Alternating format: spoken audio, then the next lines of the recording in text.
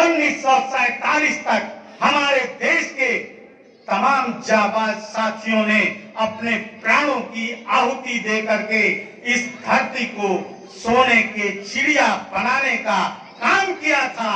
लेकिन क्या आज हमारा हिंदुस्तान सोने की चिड़िया है? नहीं। आज हम स्वतंत्र हैं? नहीं। इसलिए नहीं कि आज की सरकारें हमें छलते हुए आज अपनी बात को जो है अपने तक कहने का मौका नहीं दे रही हैं, इतनी पाबंदी लगा दिया है।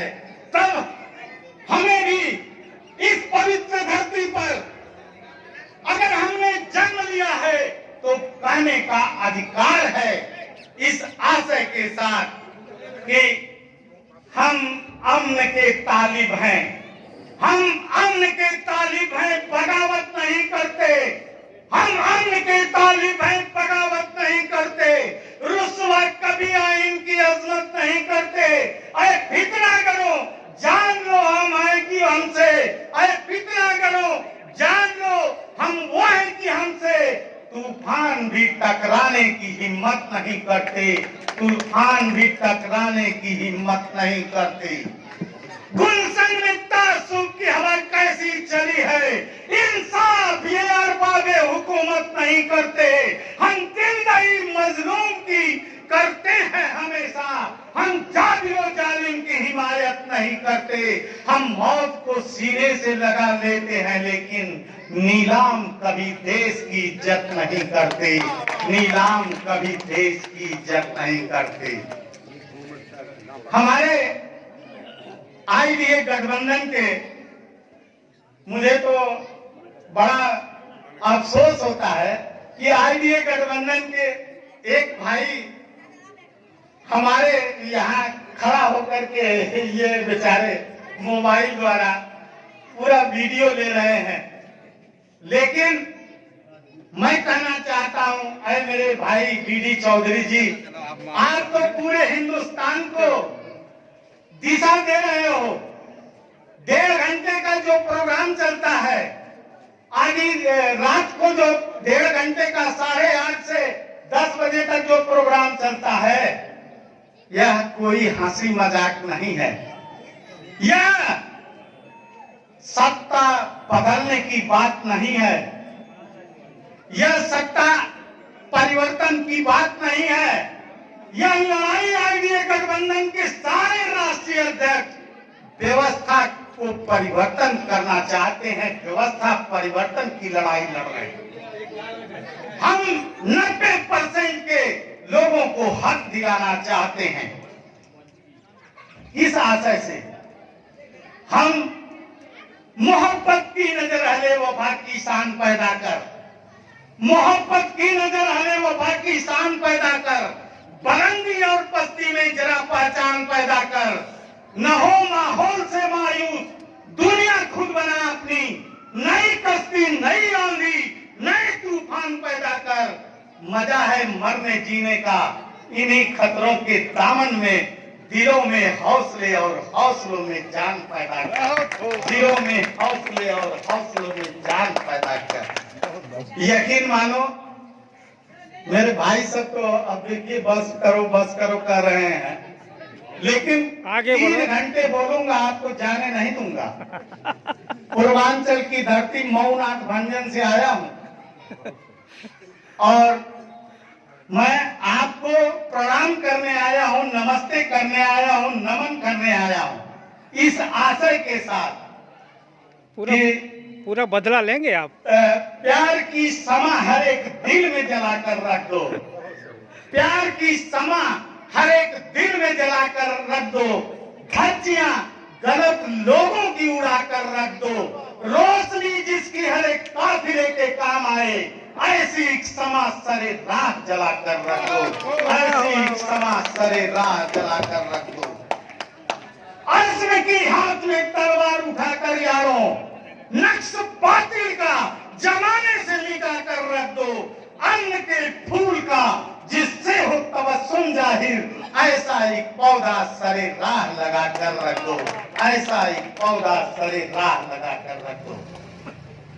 अब मुझे जो है, चूंकि अपनी स्पीच बंद करने का इशारा मिल गया है, एक आध से सुना करके अपनी बात को मैं और हो जाए समाप्त करना चाहूंगा।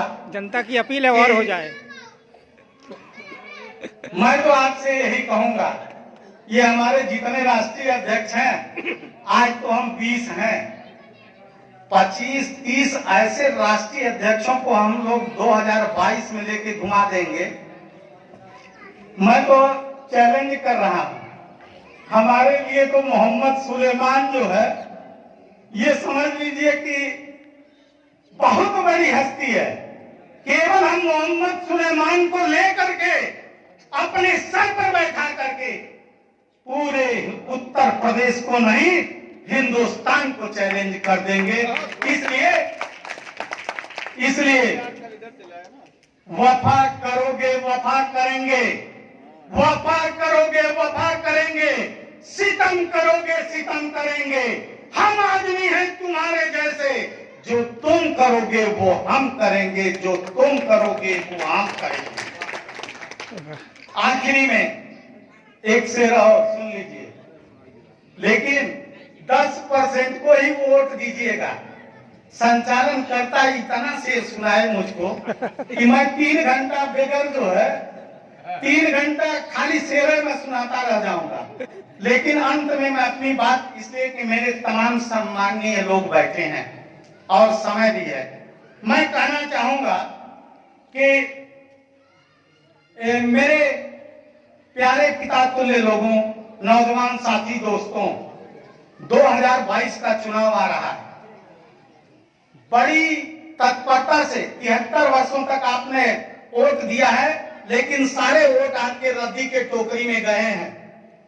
अब अगर आईडीए गठबंधन के सहयोगी दलों के प्रत्याशी को आपने वोट दिया, यकीन मानिए उत्तर प्रदेश में जो सरकार बनेगी वो आईडीए के समर्थित बनेगी। मैं कहना चाहता हूं कि अब आखिरी में आपसे निवेदन है, मेरी तकदीर के कातिब मेरी पहचान लिख देना, मेरे तकदीर के कातिब मेरी पहचान लिख देना, मेरे तन के हर हिस्से पर हिंदुस्तान लिख देना। मुझे मंदिर भी प्यारी है, मुझे मस्जिद भी प्यारी है, कहीं रहमान लिख देना, कहीं भगवान लिख देना, कहीं रहमान लिख देना, कहीं भगवान लिख देना। अब आप लोग ताली बजा रहे हैं, आवाज बढ़िया नहीं है।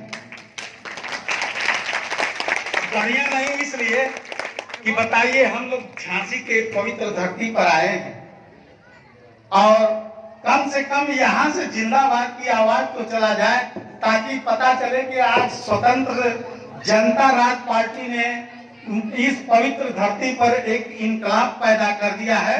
किसी भी समय स्वतंत्र जनता राज पार्टी का अगर अगुवा हम लोगों को बुलाएगा तो आप यकीन मानिए, जान देने के लिए हम लोग तो तैयार है ही है।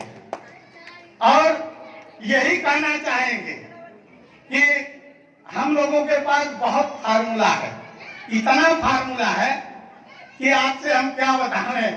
मैं कहना चाहता हूं, देखिए हमारे भाई का जो है, सारे राष्ट्रीय अध्यक्षों का कुछ न कुछ मैनिफेस्टो है, पूरा संविधान अलग अलग है, लेकिन सभी लोग हिंदुस्तान की रक्षा के लिए कसम खा करके, मानवता की रक्षा के लिए कसम खा करके और अपने पार्टी का झंडा अलम लेकर के पूरे हिंदुस्तान में घूमते हुए सत्ता प्राप्ति की बात करते हैं।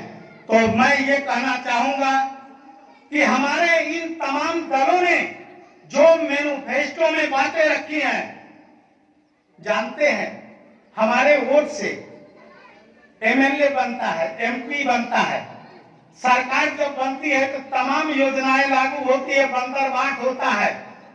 आज मोदी जी 1.5 लाख का पेन और 3.5 लाख का सूट, एक चाय बेचने वाला 1.5 लाख का पेन और 3.5 लाख का सूट और 850 अरब रुपए का 850 करोड़ रुपए का हवाई जहाज पर चलने की बात करता है। ये किसका पैसा है? ये हमारे देश के गरीब, मेहनतकश, बुनकर, व्यापारी और किसान सबका ये पैसा है। ये नाजायज नहीं जा रहा है।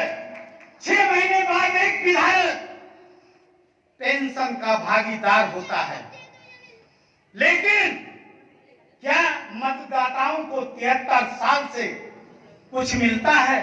नहीं मिलता है।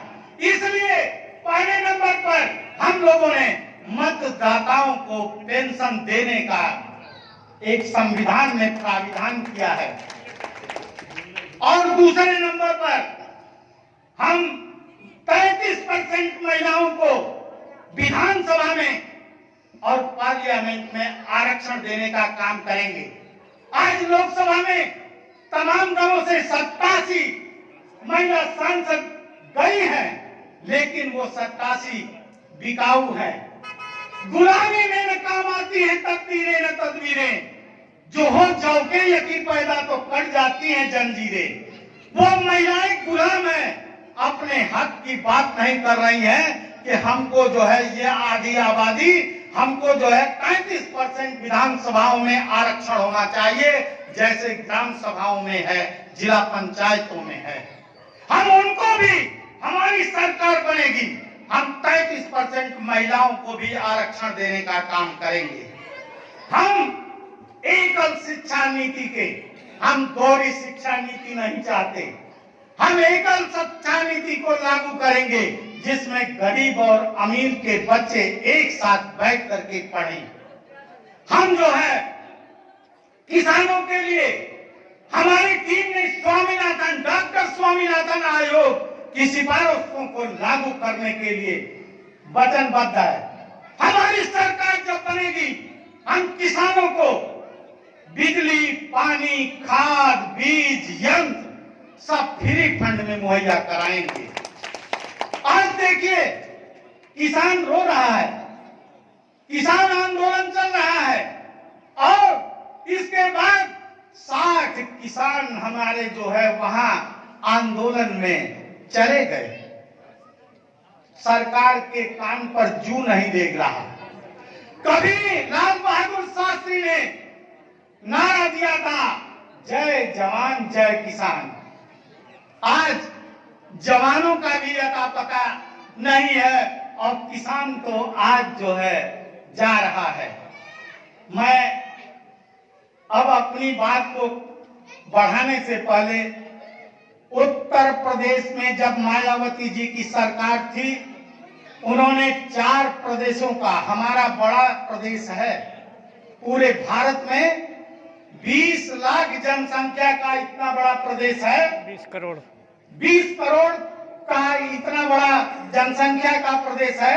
मायावती जी ने आखिरी दौर में एक जियो बना करके केंद्र सरकार को दे दिया। जब तक वो सत्ता में थी, तब तक प्रदेश का 4 भागों में बंटवारा नहीं किया, और अंतिम समय में वोट की राजनीति के लिए उन्होंने प्रदेश को 4 भागों में बांट करके केंद्र सरकार को दे दिया। तो केंद्र सरकार भी समझ गई कि वोट की राजनीति है। लेकिन अभी मैं पूर्वांचल राज्य का अलग जगाया था। मैं आदरणीय मोदी जी के खिलाफ भी चुनाव लड़ा हूं। आपको बता दूं, 2019 में बनारस में पूर्वांचल की धरती से ये आपका बेटा मोदी जी से 2-2 हाथ करके आया है बनारस में। मैंने मोदी जी से कहा, मैं योगी जी से गोरखपुर में जाके कहा, बढ़ेगी तभी विकास की हर कहानी, पूर्वांचल हो राज्य, वाराणसी हो राजधानी। हालत खराब हो गई योगी जी की। फटाक से योगी जी ने 3 प्रदेशों का नाम दे दिया कि गोरक्ष प्रांत और पश्चिमी प्रांत और मध्य प्रांत। हम कैसे अपने बड़े भाई को बुंदेलखंड से ले जाके इतने बड़े प्रदेश का मुख्यमंत्री बनाएंगे? ये तो आप सबका सौभाग्य होना चाहिए कि एक आपको जुझारू तेवर का नेता मिला है, कोरी समाज का बेटा मिला है, झंकारी बाई जैसी वीरांगना का ब्रज मिला है। आपके समाज को चेतना में आना चाहिए कि मेरा भाई अगर आगे चलेगा तो हम लोगों की मान मर्यादा भी गौरव का काम करेगी। मैं कहना चाहता हूं, हम लोगों ने आखिरी ईवीएम मशीन का भी विरोध किया है। हम लोगों ने ईवीएम मशीन को रद्दी के टोकरी में डालने का एक संकल्प लिया है कि हमारी सरकार अगर आएगी तो हम मालिक होंगे और इसके बाद ईवीएम को हम पेट्रोल डाल करके जला देंगे और इसके बाद जो है कागज के जो है पन्नों से हम अपने वोट को सुरक्षित डालेंगे। तो अंत में पुनः तमाम महान आत्माओं को नमन करते हुए तमाम